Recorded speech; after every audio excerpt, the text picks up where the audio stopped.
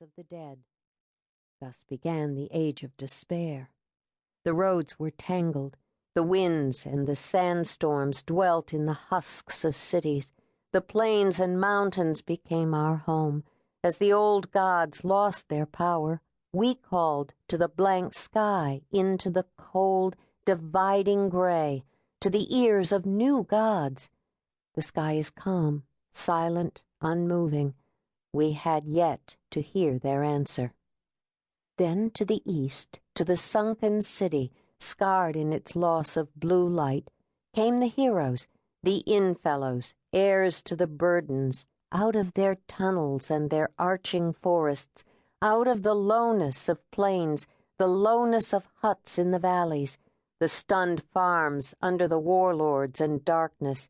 They came serving the light, the covered flames of healing and grace. From there, pursued by the armies, the cold and glittering legions, they came bearing the staff to the arms of the shattered city, where below the weeds and the bird call, below the Valen wood, below forever, below the riding darkness itself, a hole in the darkness called to the source of light, drawing all light to the core of light, to the first fullness of its godly dazzle. Forward. This book, Dragons of the Hourglass Mage, concludes the Lost Chronicles series. Our goal in these books has been to tell the previously untold and unknown stories of the Innfellows during the War of the Lance, a period covered by the Dragonlance Chronicles.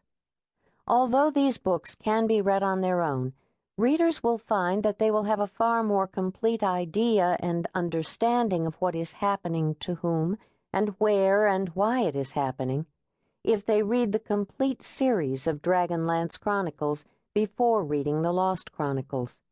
The end of the War of the Lance was chronicled by Astinus of Palanthus in a volume that came to be known as Dragons of Spring Dawning. In that book, we follow the adventures of the heroes of the Lance, Tanis Half-Elven, Flint Fireforge, Tasselhoff Burrfoot, Caraman Majere, and their friends Lorana, the Golden General, Tika Whalen, River Wind, and Gold Moon. And we recount how they finally defeat the Queen of Darkness.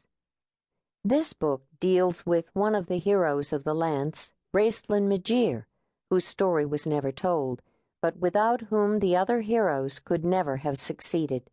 If you would like to follow the complete tale, Astinus suggests that you read Dragons of Spring Dawning first, then read this book after. If you would just like to share Raistlin's dark and perilous adventures, then simply keep on reading. At the time this book begins, the heroes of the Lance have been separated by the war. Tanis, Caraman, and Raistlin, and Tika, River Wind, and Gold Moon travel to the nightmare land of Sylvanesti, and from there to Flotsam. Lorana, Sturm Brightblade, Flint, and Tasselhoff travel to Icewall, and from there to the High Clerist's Tower, where Sturm sacrifices his life for the cause of light. Lorana helps defeat Kitiara and her dragon army at the Battle of the High Clerist's Tower.